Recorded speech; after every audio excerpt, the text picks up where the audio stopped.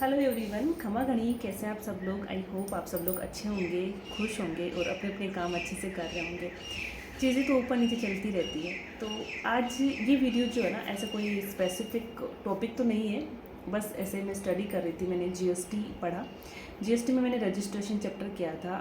मतलब वैसे मैंने जीएसटी काफ़ी अच्छे से पढ़ा हुआ है, लेकिन जैसे हम ना गेप ले लेते हैं। जैसे मैंने जनवरी में एग्ज़ाम दिया था सीए का, और जीएसटी मेरी फेवरेट सब्जेक्ट में आती है। तो मैंने एग्ज़ाम दिया उसका। उसके बाद ये देख लो कि जनवरी के बाद में मैंने जीएसटी देखा ही नहीं है ना। तो जनवरी के बाद में नहीं देखा, तो अब देख लो कितने मंथ हो चुके हैं ऑलरेडी, 4 महीने हो गए। तो जिससे गेप लगाना, तो ऐसा लगता है कि हमें कुछ आ ही नहीं रहा है, जबकि जब हम खोलते हैं बुक्स को तो बहुत अच्छे से चीज़ें रिकॉल हो रही थी। तो मैंने एक चैप्टर किया रजिस्ट्रेशन, जिसमें मुझे आराम से 1.5 घंटा लग गया, क्योंकि मैंने उसके एमसीक्यूज़ भी सॉल्व किए थे, है ना, नोट्स भी बनाए थे मैंने। अब यार ना देखो,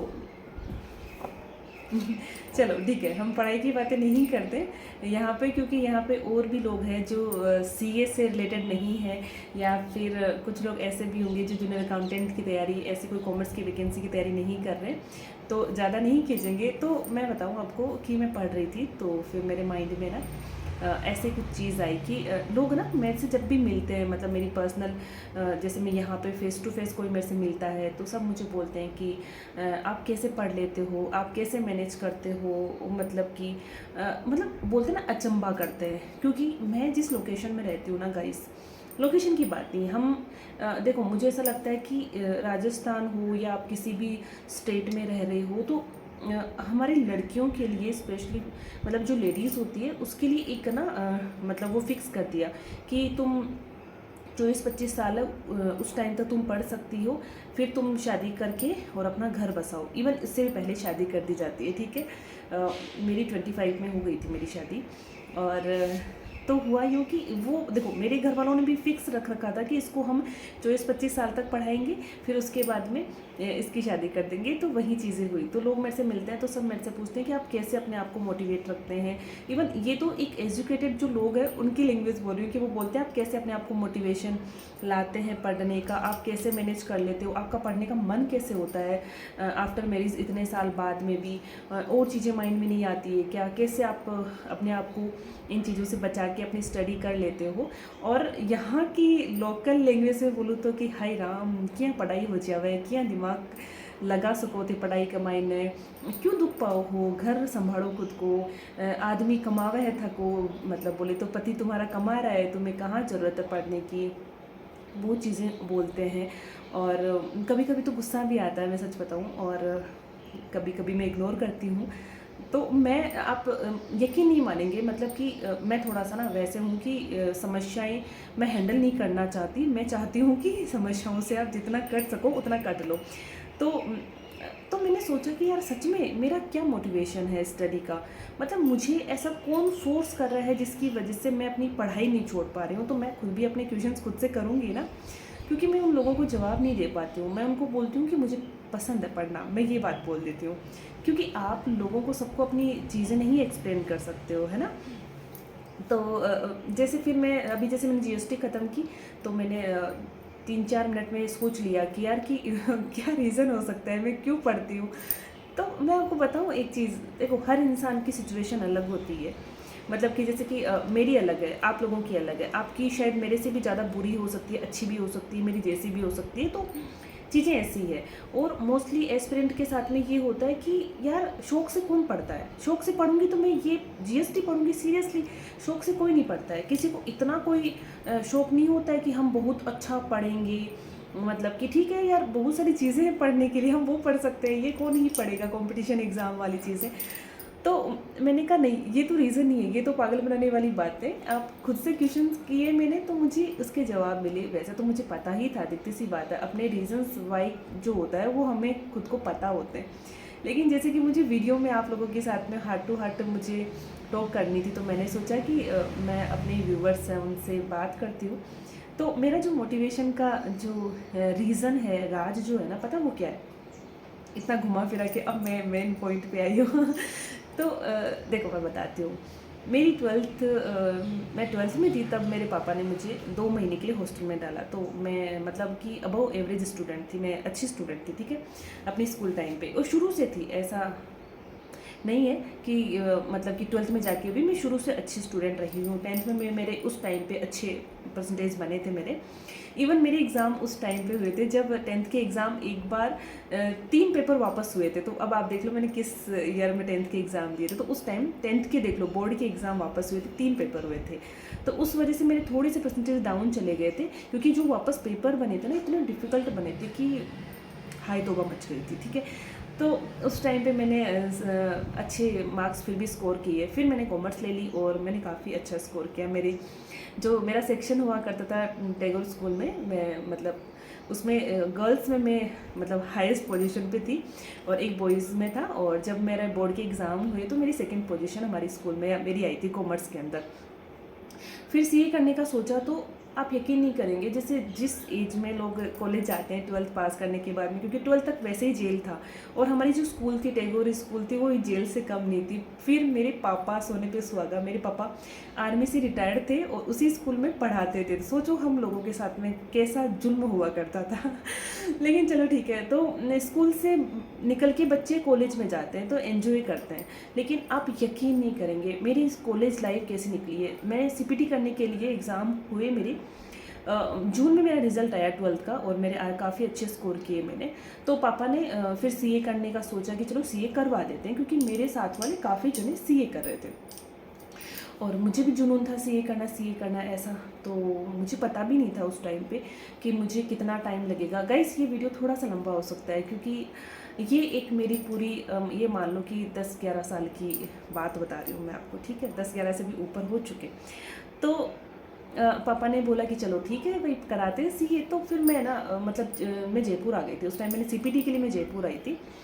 तो इतना स्ट्रगल किया, मतलब उस टाइम पे इतना, क्योंकि पापा आर्मी से रिटायर्ड थे। पापा की मतलब कि स्कूल में कितनी सैलरी होती है आप बताओ, 2700 रुपये पर मंथ मेरे पापा को मिलते थे उस टाइम पे। और मतलब ये मान लो पेंशन और पापा की पेंशन प्लस सैलरी मिला के हमारे मुश्किल से 5-6 हज़ार रुपये हम जब स्कूल टाइम पे थे उसकी बात बता रही हूँ, जिसमें हम तीनों बच्चे मेरे पापा की उस स्कूल में फ्री में पढ़े थे। लेकिन अब सडनली मुझे बाहर भेजना था मेरे पापा को, और हालांकि उस टाइम मेरे पापा की वापस रेलवे में जॉब लग गई थी, लेकिन उस टाइम पे इतना सैलरी नहीं हुआ करती थी। प्लस हम तीनों बच्चे और बच्चों की शादियों के लिए भी इकट्ठा करना होता है, घर भी पापा ने बनाया, सब कुछ पापा ने बहुत मतलब स्ट्रगल किया। हालांकि सबके पापा करते हैं, आई नो, लेकिन हमारे खुद के पापा का स्ट्रगल हम देख रखे होते हैं तो हमें पता है। तो फिर अब पापा की था ही नहीं, बिल्कुल पापा अफोर्ड ही नहीं कर सकते थे मुझे बाहर रख के पढ़ाए। तो फिर मेरे दादी साहब ने, मम्मी ने, सब ने मना कर दिया कि नहीं इसको नहीं भेजेंगे, नॉर्मल बीकॉम एमकॉम करवा दो बस, ठीक है बात खत्म, शादी कर देंगे। पापा ने नहीं, पापा ने किसी की नहीं सुने, हम बाप बेटी है भी जिद्दी। तो पापा ने मुझे भेज दिया। तो मुझे जो मेरे स्कूल के जो डायरेक्टर थे पूरण सिंह रणवा टैगोर के हमारे, तो मुझे उनके साथ भेजा गया, क्योंकि उन्होंने मुझे बोला कि बेटा मेरी बेटी भी सीए कर रही है तो तू हमारे साथ रहना, तो उसको भी थोड़ा सा सपोर्ट मिल जाएगा, तुम साथ में स्टडी कर लोगे। तो ऐसे करके मेरे पापा ने मुझे जयपुर भेज दिया। हम सिविल लाइन रहा करते थे, दिखती सी बात है हम तो अफोर्ड नहीं कर सकते सिविल लाइन को, लेकिन जिन सर के साथ में मैं रही थी, अब आप यकीन नहीं मानेंगे, आप दूसरे परिवार के साथ में रहना कितनी बड़ी बात होती है। वो या स्कूल के डायरेक्टर थे, सच में उनकी इतनी स्कूल कॉलेजेस आप देख रहे होंगे। सिकर में भारतीय स्कूल है उनके भाई की है, रणवा फैमिलीज़ का सिकर में, जो सिकर से होंगे वो जानते होंगे। तो मैं उनके साथ रही थी। तो दूसरी फैमिलीज़ के साथ में रहना इतने डिफ़िकल्ट है, मतलब वो जो समय है ना, मैं जब याद करती हूँ मेरा 1-1.5 साल का जो समय था, मैं जब उनके साथ रही थी अपनी सीपीटी के लिए, मतलब मुझे ना अभी भी दुख होने लग जाता है कि यार मेरी वो सिचुएशन थी कि मुझे पैसों की वजह से या सेफ्टी मान लो, कुछ भी मान लो, क्योंकि पापा यार गांव से कभी बच्चों को बाहर निकाला ही नहीं था। तो दिखती सी बात है, हॉस्टल ढूंढना, फिर मुझे रखना, फिर मेरा क्लियर होगा नहीं होगा सीपीटी, एक एंट्रेंस एग्ज़ाम होता है, तो विश्वास नहीं होता पेरेंट्स को, दिखती सी बात है। मैं उनको बिल्कुल ब्लेम नहीं करूँगी, मेरे पेरेंट्स को नहीं करूँगी, मैं अपनी किस्मत की बात बता रही हूँ। तो मुझे उनके साथ रहना पड़ा और जो चीज़ें हुई वो अलग चीज़ें है ना, मैं उनके साथ रही और सीपीटी मेरा फर्स्ट टाइम में हो गया। तो गाइस उस टाइम पे हमारे गांव की जो मेरे साथ में लड़कियां थी, जो हम एक साथ स्कूल में थे, सब मज़े करते थे। इवन हम 11 जने हमारे स्कूल से सीए करने निकले थे, जिसमें से हम सिर्फ और सिर्फ 3 जने टिक पाए सीपीटी में, बाकी सब लोग वहीं ढेर हो गए, ठीक है। 11 में से 3, जिसमें 2 बॉयज़ थे और मैं एक लड़की थी। अब देख लो, मैं फिर भी उनके साथ में लीड कर रही थी। अब बात हुई इंटरमीडिएट की, तो इंटरमीडिएट की कोचिंग स्टार्ट हो गई। तो आप यकीन नहीं मानेंगे, सिविल लाइन से यहाँ लालकोठी आना पड़ता था सीपीटी के लिए, और फिर सिविल लाइन से हम गांधीनगर रेलवे स्टेशन, मेरी आईपीसी कोचिंग हुआ करती थी। तो उस टाइम पे मतलब कि मतलब मैं इतना डिप्रेस्ड फील करती थी अपने आप को, क्योंकि आपका परिवार से इतने हाई लेवल के परिवार के साथ रहना बहुत बड़ी बात होती है, सच बता रही हूँ, बहुत। और नहीं, वो लोग आपके साथ में ऐसा नहीं, मुझे बहुत अच्छे से रखते थे, बुरा बिहेवियर नहीं था, मतलब हम मेरे जो सर थे, अंकल थे उनका, लेकिन उनकी बेटी बड़ी रूड थी, सच बता रही, बहुत रूड थी, मुझे बड़ा गुस्सा आता था। अब उसका क्लियर नहीं हुआ, मेरा क्लियर हो गया, तो वो वैसे मेरे से जलती थी। तो अब मुझे अकेले को जाना पड़ता। पहले ये था कि सीपीटी में हम साथ में थे, तो मैं उसके साथ जाती थी, उनकी ड्राइवर था, हमें छोड़ के आता था। अब मैं अकेली हो गई, क्योंकि मैं इंटरमीडिएट में आगे निकल गई, और वो बंदी है वो सीपीटी में रह गई। तो फिर गांधीनगर तक वही बसों में धक्के खाओ, 2-2 बसें चेंज करके आओ, एक ही सिंगल, हाँ, मिनी बस में 55 नंबर बस में आती थी। तो मतलब बहुत धक्के खाए, ट्रस्ट में गाइस, बहुत धक्के खाए मैंने, मतलब जयपुर में जब मैंने इंटरमीडिएट की कोचिंग की, और फर्स्ट अटेम्प्ट मैंने दिया इंटरमीडिएट का, और मैं फेल हो गई। फर्स्ट ग्रुप दिया था, मैं फेल हो गई भाई। अब क्या तो क्या करें, घर जाके बैठ गई, अब करूँ तो करूँ क्या। मतलब कोचिंग हो गई थी कंप्लीट, बार बार मैं पैसे नहीं लगा सकती थी पापा के, तो मैंने सोचा अब की बार घर से ही पढ़ाई करके और एग्ज़ाम देते हैं। तो मैंने एग्ज़ाम, बहुत लंबी हो जाएगी, लेकिन मेरा मन है बताने का, तो आप लोगों को इंटरेस्ट आए तो देख लेना, अदरवाइज़ आप थोड़ा स्पीड में या कर सकते हो। तो फिर मैंने घर से ही दूसरा अटेम्प्ट मैंने घर से ही दिया।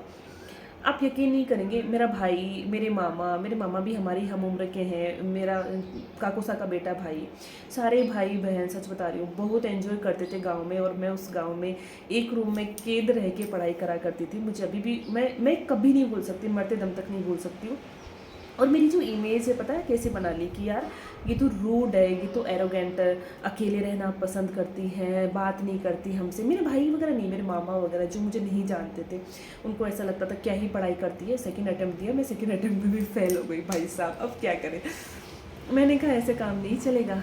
फिर रिज़ल्ट आया मेरा सेकेंड अटेम्प्ट में, मेरे पापा को वापस मैंने बोला, मैं कहा पापा मुझे आप जोधपुर भेज दो, जयपुर नहीं जाना, जयपुर जाऊंगी तो मुझे वापस उनके साथ रहना पड़ेगा, मुझे उनके साथ नहीं रहना, मुझे बहुत पराया फील होता है, और कहीं ना कहीं मैं बहुत ना अजीब फील करवाती हूँ उनकी बेटी, मैं नहीं रह सकती। मैं मतलब ऐसे ही बोला। और उस टाइम तक मेरे पास फ़ोन भी नहीं था, सच बताऊँ, मेरे पास फ़ोन नहीं था, ठीक है। तो पापा ने कैसे तैसे, पापा की फिर थोड़ी सैलरी भी हो गई, तो पापा ने मुझे जोधपुर भेज दिया, ठीक है।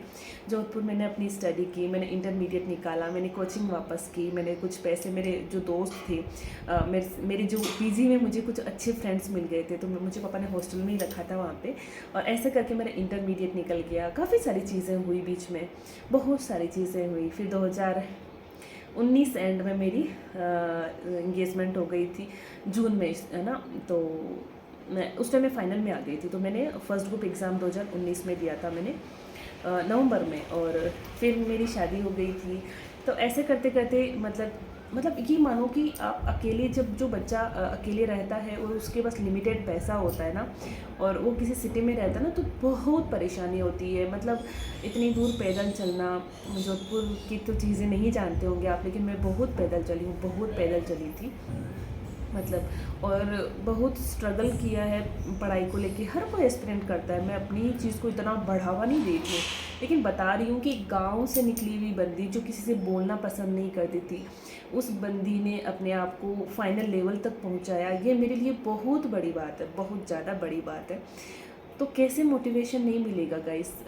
जो मतलब जिस उम्र में मैं पढ़ाई कर रही थी, उस उम्र में मेरे साथ वाली लड़कियां शादी कर चुकी थी, अपने पति के पैसों पे मतलब ऐश कर रही थी। इवन आज उनके पास में खुद का घर भी है, जयपुर में घर है उनका, उनके पास गाड़ी भी है, सब कुछ है, और बच्चे भी हो गए उनके बड़े बड़े, और आज मैं उसी जगह बैठी हूँ। तो आपका अपने आप मन करता है कि यार नहीं, थोड़ा और पुश करते हैं, हो जाएगी चीज़ें, शायद सही हो जाएगी, है ना। तो एक रीज़न ये भी है। दूसरा रीज़न ये भी है कि मेरे पेरेंट्स का क्या मतलब, मेरे पेरेंट्स ने इतना कॉम्प्रोमाइज़ मेरे लिए किया है एक लड़की के ऊपर। फिर जब मैं जोधपुर चली गई तो 10,000 रुपये पर मंथ आप मान के चलो, और 5 से 6 साल में जोधपुर रही थी गाइस। तो अब आप देख लो यार कि ये तो सिर्फ मेरा रहने का खर्चा था 10,000 रुपये पर मंथ जी, ठीक है। और उसके अलावा कोचिंग वगैरह, फाइनल की कोचिंग, मेरा मेरा आने जाने की कोचिंग हो गई, तो मतलब बहुत पैसा लगा यार। मतलब आप मतलब मैं काउंट भी करूँगी ना तो उससे ज़्यादा ही निकलेगा जितना मैंने सोच रखा है, क्योंकि पैसे खाने पीने के इन्हीं के नहीं लगते, कोचिंग के भी लगते हैं, आप एक्स्ट्रा शॉपिंग भी करते हो। घर रहोगे आप, इतनी सी बात है, कितने कपड़े पहन लोगे, लेकिन आप बाहर निकलोगे तो आपको अलग अलग कपड़े भी चाहिए होते हैं, तो पैसे बहुत लगे। मेरे पापा ने, मेरे तीनों भाई बहन हैं, मेरे एक ही भाई है, मेरे भाई पे पैसा नहीं लगाया ज़्यादा, मेरी दीदी पे भी इतना नहीं लगाया, लेकिन मेरे पे लगाया क्योंकि उनको विश्वास था मेरे ऊपर। तो आज तक उनके विश्वास को जो सोचती हूँ कि यार कि क्लियर हो जाएगा तो उनको बहुत अच्छा फील होगा, उनको बहुत प्राउड फील करवाऊँगी। अब पापा रिटायरमेंट आने वाले हैं, अभी तक कुछ चीज़ें हाथ में ही नहीं लगी, तो थोड़ा दुख होता है, थोड़ा क्या बहुत दुख होता है। लेकिन ठीक है, अब कर रही हूँ बस अपनी मेहनत। तो दूसरा रीज़न मेरे पापा भी है, मेरे मम्मी भी है, जिन्होंने हमसे घर के काम नहीं करवाए अपनी। मतलब मेरे पापा ऐसे हैं, आप यकीन नहीं करेंगे, मैं पढ़ रही होती थी ना घर पे होती थी, तो पापा मम्मी बोलते कि ये झाड़ू निकाल दे, ये कर दे, तो मेरे पापा बोलते हैं कि नहीं, मैं कर दूँगा, झाड़ू में निकाल दूंगा, इसको पढ़ने दो। ऐसे मेरे पापा है। सोचो आर्मी से रिटायर्ड इंसान कितना वैसे वाले होते हैं। प्लस मैं राजपूत फैमिली में पैदा हुई हूँ, तो अब आप देख लो, मतलब एक लड़की को इतनी फ्रीडम, आप खुद मुझे बताएं, इतनी फ्रीडम कौन देता है, वो भी राजपूत फैमिली में। बहुत बड़ी बात है, ठीक है। और मेरे टाइम की तो बात ही अलग है। दूसरा रीज़न ये भी है। थर्ड रीज़न मेरा, देखो पहला रीज़न मेरा जो स्ट्रगल है वो मुझे ही पता है, वो शायद मेरी फैमिली को भी नहीं पता। सेकंड रीज़न मेरे पापा मम्मी हैं, जिनके लिए मेरा करने का मन होता है। मेरे भाई बहन हैं, जिन्होंने मेरे लिए कॉम्प्रोमाइज़ की अपनी लाइफ में, तो उनके लिए भी करने का मन होता है। थर्ड रीज़न तो मैं आपको बताऊँ कि ये जो समाज है ना, उसने ना अब मतलब एक होता ना, जिसे मैं पढ़ रही थी, सबकी नज़र में मैं आ गई कि मैं सीए कर रही हूँ, सीए कर रही हूँ, है ना।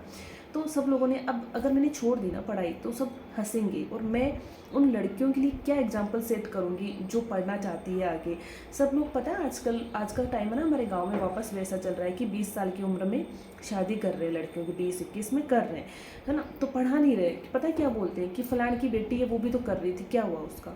तो मुझे वो नेगेटिव जो है समाज में इमेज नहीं बनानी अपनी लड़कियों के लिए, थोड़ा अच्छा स्टैंडर्ड सेट करना है। मेरा हमेशा रहता है कि यार मुझे देख के ये याद करे कि मतलब कि देखो वो बंदी पढ़ रही थी, उसने अचीव किया, देर से ही सही लेकिन किया तो सही किया। तो वो मुझे, उसके लिए मेरा पढ़ने का मन होता है। थर्ड रीज़न ये है। फोर्थ रीज़न ये है कि देखो जैसे मेरी शादी हुई, नो डाउट बहुत अच्छे लोग हैं, बहुत अच्छे लोग हैं, लेकिन मतलब कि मतलब जैसा मैं हूँ, मतलब जैसे जैसे मैंने जो स्टडी की, मैंने जितना मतलब स्ट्रगल किया, तो मैं उनके घर में मैं सेट नहीं हो पाती, क्योंकि मेरे गोल्स अलग है। मैं ये नहीं है कि मैं घर नहीं संभालना चाहती, मैं घर भी संभालना चाहती हूँ, अपनी सास के साथ रहना भी चाहती हूँ। लेकिन मैंने अभी बोला कि मेरे पेरेंट्स ने मुझे एक लड़के की तरह उन्होंने मेरी परवरिश की है कि ये कमाएगी तो इसको मतलब समस्या नहीं आएगी आगे जाके। मेरी एजुकेशन ही अलग लेवल की है। जैसे मैं कोई टीचर की तैयारी नहीं कर रही थी जो 3 साल में एक बार वैकेंसी आ गई तो चलो ठीक है हम 6 महीने में पढ़ लेते हैं, 1 साल पढ़ लेते हैं, वैसा नहीं था। हमारा तो हर 6 महीने का अटैम्प्ट था यार, मतलब हर 6 महीने का। मैंने बस ये अटैम्प्ट नहीं दिया है गाइस, उसके अलावा मैंने सारे एग्ज़ाम मेरे दिए सीए के। तो मैं नहीं सेट हो पा रही थी उन लोगों के साथ में। तो मैंने सोच लिया कि यार देखो अब तो ससुराल में भी बदनामी हो गई कि यार कि ये बहू है वो न्याल नहीं करने वाली है, तो कम से कम अब एक जवाब देना होता है कि नहीं यार मैं जो कर रही थी वो मैं सही के लिए कर रही थी, मैं तुम लोगों के साथ रहना चाहती हूँ। मैं बहुत मतलब गांव से बिलोंग करने वाली लड़की हूँ, परिवार के साथ रही भी हूँ, परिवार की वैल्यू समझती हूँ। ऐसा नहीं है कि मैं अकेले रहना पसंद करती हूँ, किसी को अच्छा नहीं लगता 24 घंटे अकेले रहना, कैद होके रहना, किसी से बात नहीं होना, किसी को नहीं अच्छा लगता है, ट्रस्ट मी गाइस। तो ये सारी चीज़ें थी जो मुझे मोटिवेट करती है। इवन अभी भी मैं इन्हीं चीज़ों की वजह से मोटिवेट करती हूँ। फिफ्थ रीज़न है पैसा। भाई बिना पैसों के कोई वैल्यू नहीं है। मेरी जो इमेज जो है ना ऐसी बन गई है कि अगर मैं नौकरी नहीं लगी, मैंने पैसा नहीं कमाया ना, लोग मेरी तरफ देखना पसंद नहीं करेंगे। रियली ये मोस्टली लड़कों के साथ ज़्यादा ये चीज़ें होती है। कि लड़के अगर नहीं कमाते हैं, बेरोज़गार होते हैं, तो उनको बहुत अजीब नज़रों से देखा जाता है, उनकी कोई वैल्यू नहीं होती है। वो मेरे साथ है। मेरे पेरेंट्स के अलावा मुझे नहीं लगता है कि कोई मेरी इज्जत करेगा अगर मैं नहीं सेट हो पाती हूँ तो लाइफ में। इवन मेरे हस्बैंड भी, मतलब मेरे भाई बहन भी, कोई भी आपको अच्छे से मतलब ट्रीट नहीं करेगा, आपको बहुत बुरे तरीके से ट्रीट करेगा, और करते भी है। आज भी कई बार रियलाइज़ होता है कि जो लोग आगे बढ़ गए, आपके दोस्त हो गए, आपके समाज के जो लोग हो गए, इवन मेरा कंपेरिजन, मतलब जैसे आप खुद सोचो, कोई इंसान अपनी लाइफ के मतलब 12th के बाद में अपनी लाइफ का इतना पार्ट अपनी पढ़ाई को देता है, तो वो घर के कामों में कैसे निपुण हो सकता है। लेकिन फिर भी गाइस, मतलब मैं इतना बेसिक काम आराम से कर लेती हूँ, और बिना मतलब कि दुखी हुए मैं कर लेती हूँ। लेकिन फिर भी मेरे से एक्सपेक्ट किया जाता है कि ये मतलब हर चीज़ में परफेक्ट हो, तो देखो ऐसा नहीं होता है। लेकिन अगर मैं अब नहीं भी मतलब नहीं सेट हुई ना, मतलब मैं नहीं सक्सेस होती ना, तो फिर मैं उन लोगों को बोलने का मौका दे दूँगी। तो मुझे ऐसा लगता है कि मैं अगर रिज़ल्ट मेरा अच्छा रह जाएगा, मेरी जॉब लग जाएगी, तो मैं उनको ये बताना चाहती हूँ कि मैं पढ़ाई में भी अच्छी हूँ, मैं पैसा भी कमा सकती हूँ, और मैं घर के कामों में भी अच्छी हूँ।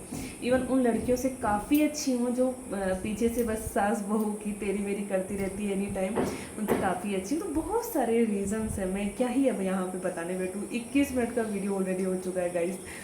तो ये सारे रीज़न्स हैं जो मुझे आज भी पढ़ने को मोटिवेट करते हैं। और मुझे YouTube प्लेटफॉर्म पे आई नो कि कुछ चीज़ें यहाँ नहीं बोलनी चाहिए थी, लेकिन मैंने फिर भी बोला, क्योंकि आप लोग मेरी फैमिली हो, और ये एक रियलिटी है कि और ऐसा बिल्कुल भी नहीं है, मैं डिस्क्लेमर पहले दे देती हूँ, मेरे ससुराल वाले बहुत अच्छे हैं। ऐसा मुझे किसी का डर नहीं है कि मैं डर की वजह से ये बात बोल रही हूँ। बहुत अच्छे हैं, बहुत अच्छे हैं। लेकिन मैं बोल रही हूँ ना कि मैं उनके साथ में जैसे कि मैं उनके साथ नहीं सेट हो सकती, अपनी पढ़ाई छोड़ के मैं नहीं जी सकती हूँ, सीधी सी बात है। और वो बेचारे मेरे साथ में नहीं सेट हो सकते। तो बस ये चीज़ें हैं, क्योंकि वही है बात, कपड़ों की इन चीज़ों की बिल्कुल भी नहीं है, बात है स्टडी की। क्योंकि मेरी जो एग्ज़ाम है वो इस तरीके के कि मेरे टाइम पे मेरे एग्ज़ाम होते हैं, तो उनके लिए सारी चीज़ें मैनेज करते हुए पढ़ाई नहीं हो पाती है। मेरा वो वाला एग्ज़ाम नहीं है कि 5 साल में एक बार वैकेंसी आई तो आप 1 साल पढ़ के एग्ज़ाम दे दो। मेरे हर 6 महीने में हुए, बीच में तो अभी हर 3 महीने में एग्ज़ाम हो रहे थे। तो ऐसा सीन है गाइस कि मैं अपने आप को मोटिवेट रखती हूँ, और हर इंसान की एक अपनी एक स्टोरी होती है। तो मेरी तो यही स्टोरी है। बस थोड़ा सा इमोशनल भी हुई थी बीच में जब जयपुर की बात हुई थी, लेकिन बस यही है कि कंट्रोल मैं कर लेती हूँ अपने जो इमोशंस होते हैं। लेकिन जो भी मैंने बात बोली एकदम दिल से बोली है। शायद आपको मेरी स्टोरी थोड़ी पसंद आई होगी, और मुझे नहीं लगता है कि किसी ने इतने एंड तक ये वीडियो देखा भी होगा, लेकिन देखा है तो उस इंसान को थैंक यू सो मच। और अभी बस इस वीडियो को यहीं एंड करती हूँ। जब भी मेरा मन होगा आपसे बात करने का वापस आऊँगी मैं, और मस्त एनर्जी रखती हूँ अपनी पढ़ाई के लिए। पूरी समर्पण है मेरा, पूरा समर्पित हूँ मैं। बस पता नहीं क्या भगवान जी पता नहीं क्यों नहीं चाहते, शायद मेरे से कोई गलतियाँ हुई है लाइफ में जिसका मुझे खामियाजा आज भुगतना पड़ रहा है। पता नहीं क्या गलतियाँ हुई, मुझे नहीं पता। लेकिन हाँ, अपनी स्टडी में मैं अपना 100% देती हूँ गाइस, क्योंकि देखो मेरे पास में ना सारी मार्कशीट है मेरी, है ना। तो वैसे मुझे किसी को प्रूफ देने की ज़रूरत नहीं है। लेकिन अगर कोई इंसान आपके जो मार्क्स होते हैं आपके आसपास थोड़े नंबर से अगर आप रहते हो ना, तो आपकी पढ़ाई तो होती है, आपकी पढ़ाई हो चुकी होती है ना।